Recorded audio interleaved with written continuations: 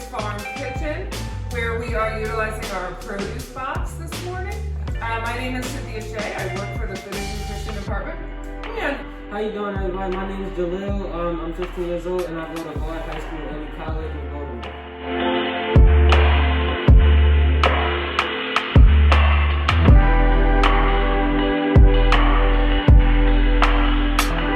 All right, we've got two more things in our produce box that we want to use, and I thought it'd be a great idea to make what I grew up calling twice-baked potatoes. Some people call them in and out the skinners.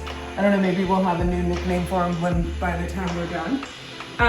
Two reasons I like this. It's basically mashed potatoes in a potato, and that sounds delicious to me. And also they keep really well in the fridge. You could keep them for a couple days in the fridge, ready to go, and quickly heat them up in the microwave or the oven when you're ready to eat them. So we also have a little broccoli left over, left to use.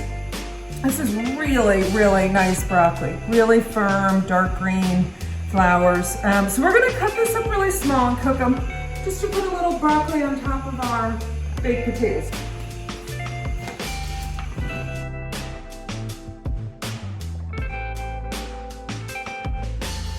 And the potatoes are a really simple process. First, I'm gonna cut the potato in half. Oh, they're nice and warm, which will make them nice and fluffy when we mash them up.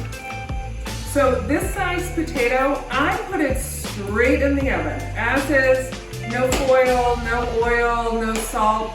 I just put it in a 400-degree oven for about 35 minutes.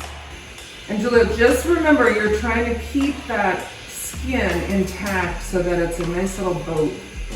Potato boats?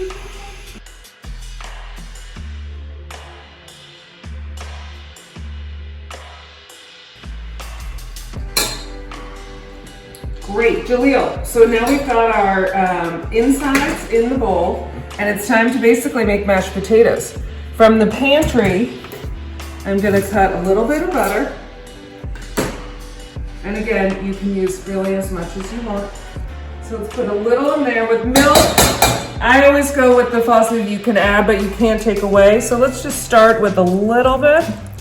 And if you can grab the potato masher and just start mashing it up, I'm gonna add salt and pepper.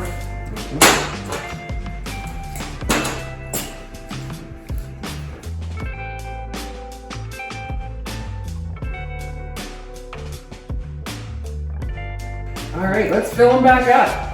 While you're doing that, I'm gonna cook our broccoli in the water that we got going, just so that we have some nice fresh broccoli to go with our dip.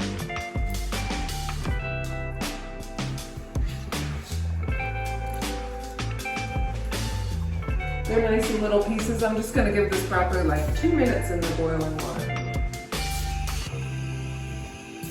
So Jalil, I had a little cheddar cheese in my pantry. Do you like cheese on potatoes? Should we do that? Mm-hmm. Yep. Okay, you want to do them all, or what do you think? Three without three. 3 and 3. Okay, go for it.